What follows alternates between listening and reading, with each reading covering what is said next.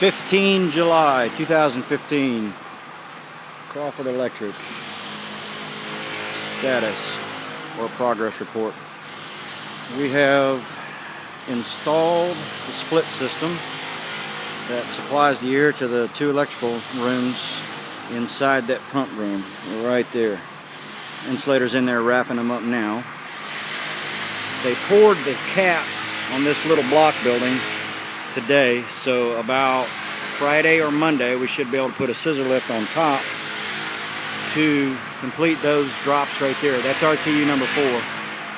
They started throwing these walls up before we had a chance to get our duct in, which we have, by the way, and it's waiting to be put in.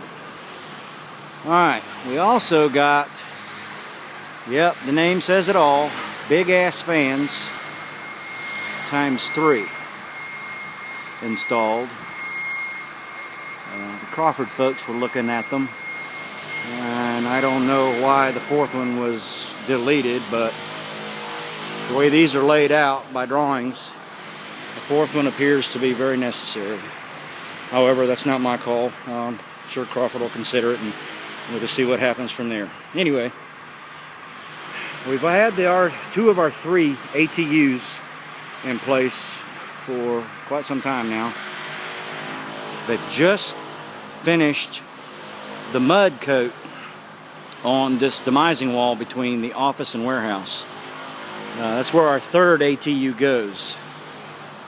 Gas lines run. The floor needs a scraping and a cleaning, but other than getting that pallet of mud out of the way and either waiting for a primer coat of paint or a go-ahead to put it in play, that's where that stands.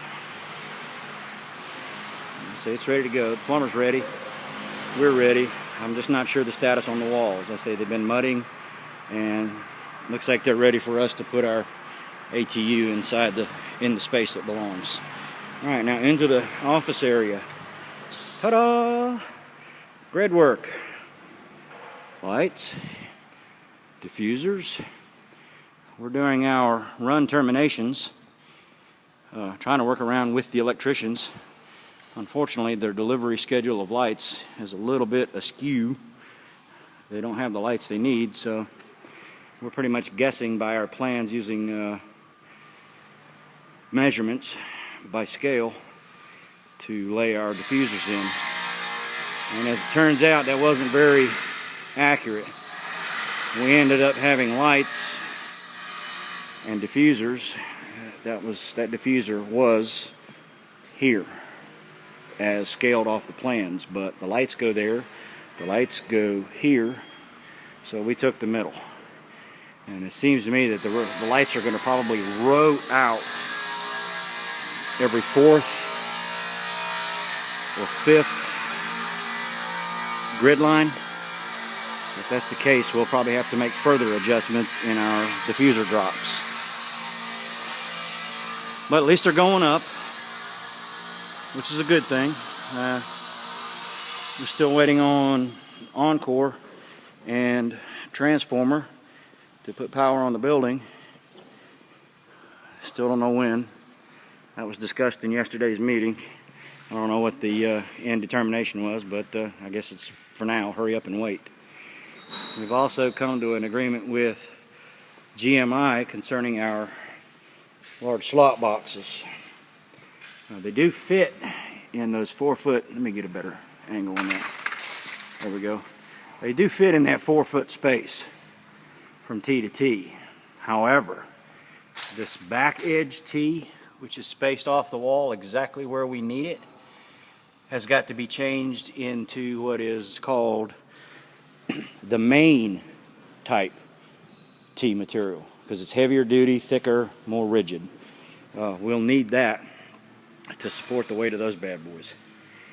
They're steel boxes and lined, and then you throw the diffuser in it, which is they're in these boxes here. It'll add a little more weight. So, but that flimsy cross T material just isn't strong enough. Our grills our diffusers and boxes will end up teetering or shifting or whatever, and I'm not comfortable with that. So they've agreed to take all that lightweight T material out and put main T runners up, both backside and front side of our slot diffusers. The guys have been doing a lot of prep work today. All these little teeny tiny collars here, little short collars, are made to go right on the backs of all of these 2x2s, which are still in the boxes. We've got plenty of pipe to cut up, and that's to help us put a better flex connection on the back of the diffuser, because the normal collar on the diffuser itself is that scrawny little thing right there. And I don't care how long you've been doing this or how good you are, that's tough to get a good bite with a strap and tape, and yeah, just a pain in the butt. So this is what we've been doing. Give us a lot more surface area to tape and strap to, and the flex connection is far more secure that way. We've also encountered during our unpacking this stuff, these dinked up corners. Don't know who did it, but I am 99% sure it didn't happen here. There's another one. The two in that box are like that as well. Now, considering that these have been on the shipping pallet the entire time up until yesterday, I can only assume that it was not done here. I don't believe that it was. I refuse to believe that it was, in fact.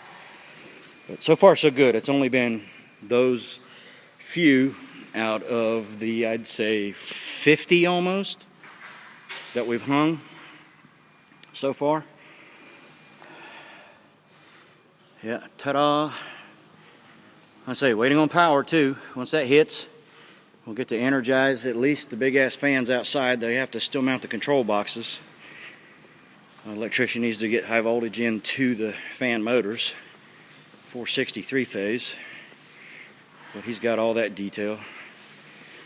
And I'm going here to the showroom now, or excuse me, the sales area. And yeah, they haven't done the grid in here yet, but it's coming really soon, probably within a week. I'd say 2 max. They'll probably have all of the grid up. We got to complete this too.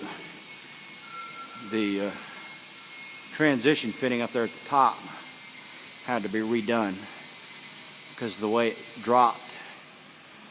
You notice this one compared to the other one. This one actually runs north to south. The large dimension on that return drop is north to south.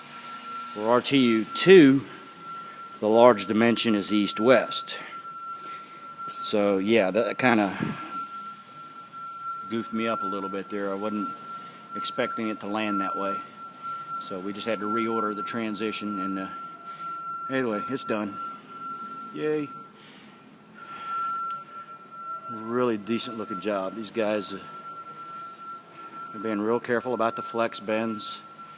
There's 90s at the tops.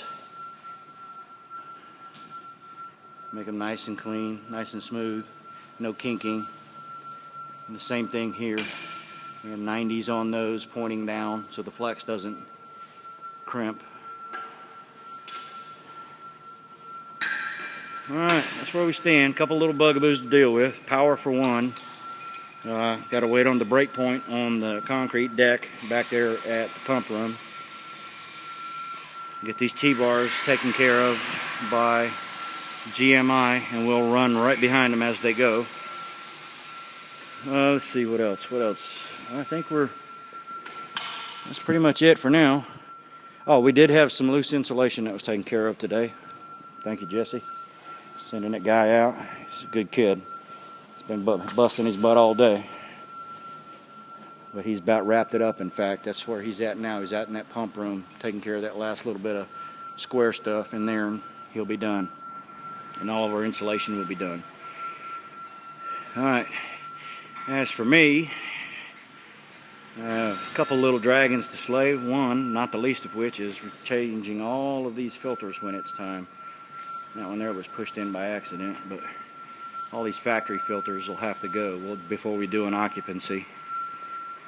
And I've got a drain line to run from this air handler over here. Find him. Off to the south, there he is.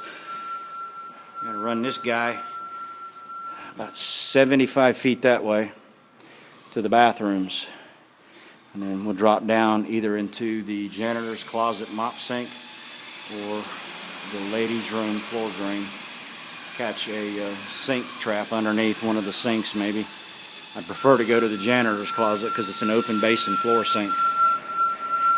Alright, so drain line, main tee material on our slot diffusers, status on this wall, concrete deck needs to cure, and that's pretty much it. We're getting really close to ending this one.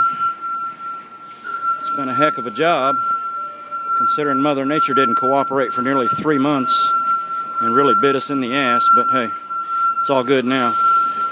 We're getting paving down outside, so there will never be another rain out, mud out issue for getting in and out of the building, which is fantastic. So, well, that's it. That's 15 July 2015 Crawford Electric.